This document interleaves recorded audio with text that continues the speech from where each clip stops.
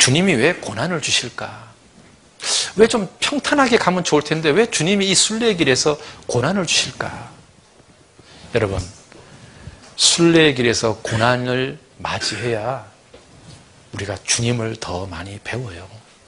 야곱이 있잖아요. 야곱이 장자권을 뺏은 뒤에 형이 이제 자기 죽이려고 그러니까 도망쳐서 외삼촌 집으로 가다가 광야에서 잠을 잔 적이 있어요. 자, 그러면 이 야곱은 엄마의 사랑을 듬뿍 받으면서 살다가 처음으로 광야에서 잠을 자는 거예요. 그럼 얼마나 무섭겠어요?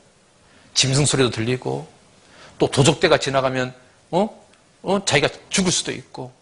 그러니까 이 광야에서 잠을 자는데 처음에는 무섭고 두렵고 그다음에 춥고 외롭고 엄마도 보고 싶고 아빠도 보고 싶고 막 그랬을 거예요. 그러다가 이 야곱이요, 자기 엄마가 그렇게 이야기했던 하나님, 자기 아버지가 그렇게 말했던 하나님, 하나님만 의지해라, 하나님만 바라보라고 그렇게 얘기했던 하나님이 생각났을 거예요. 항상 야곱은 있잖아요, 지금까지는 아버지를 통해서 하나님을 들었고 엄마를 통해서 하나님을 들었지 하나님하고 자기하고 직접 대면해 본 적이 없었어요. 그런데요, 광야에서 돌베개 베고 잘 때 야곱은 처음으로 있잖아요, 하나님하고 직접 대면하는 일이 생긴 거예요. 그때 하늘 문이 열렸어요. 여러분 잘 보셔요. 언제 이 사람이 나그네 길을 가면서 하늘 문이 열리는 것을 경험하는 줄 아세요? 인생의 고난을 만났을 때 하늘 문이 열리는 것을 경험하게 되는 거예요. 야곱은 처음으로 아버지를 통해서 들었던 하나님이 아니고 엄마를 통해서 들었던 하나님이 아니라 자기가 하나님하고 직접적인 만남이 이루어진 거예요.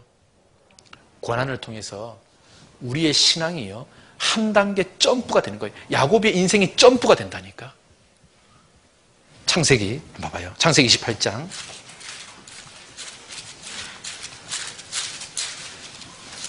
창세기 28장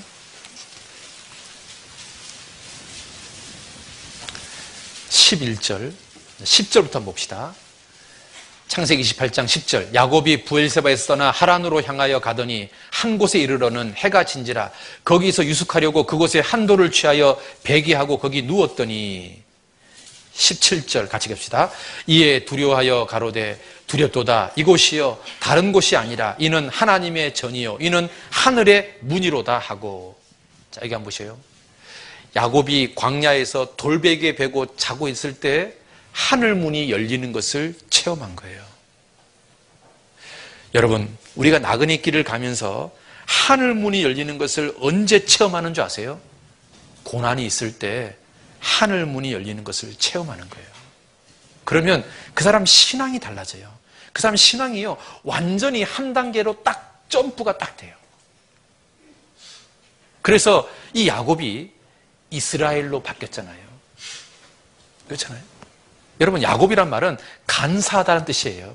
이스라엘이란 말은 하나님의 왕자란 뜻이고, 여러분, 간사한 모사꾼에서 하나님의 왕자로 바뀌는 일이 왜 생겼을까요? 나그네 길을 걸어가면서 많은 고난을 맞이하면서 왕자가 된 거예요. 하나님은 똑같아요. 우리를 하나님의 왕자로 만들어주기 위해서, 야곱 같은 사람이 이스라엘이 되기 위해서 우리에게도 똑같이 하나님께서요, 고난이라는 것을 허락하는 거예요. 그 고난을 통해서 우리는 하늘 문이 열리는 것을 경험하게 돼요. 그 하늘 문이 열리면서 우리는 하나님께로부터 은총도 받고 말씀이 실제로 어떤지를 체험하게 되고 하나님의 도우심이 뭔지도 알게 되고 기도가 뭔지도 알게 되고 의지한다는 게 뭔지도 알게 되고 말씀을 붙잡는다는 게 뭔지도 알게 되고 순종이 뭔지도 알게 돼요. 우리는 그냥 글자로만 알고 있는 수많은 말씀들이 실제 내 삶 속에서 어떤 의미인지 내가 개인적으로 경험하게 돼요. 언제? 고난이라는 것을 맞이했을 때. 그래서 하나님께서요, 우리 인생을 걸어가면서 고난을 허락하는 거예요. 왜? 그 고난에서 하늘문이 열리거든요. 그래서요, 하나님이 이 광야길을 우리에게 인도하시는 거예요. 왜? 광야에서 하나님을 만나는 거예요. 고난에서 하나님을 만나는 거예요. 신명기 32장 보세요. 신명기 32장 10절, 신명기 32장 10절 같이 한번 읽어볼까요? 여호와께서 그를 황무지에서 짐승이 부르짖는 광야에서 만나시고 호위하시며 보호하시며 자기 눈동자같이 지키셨도다.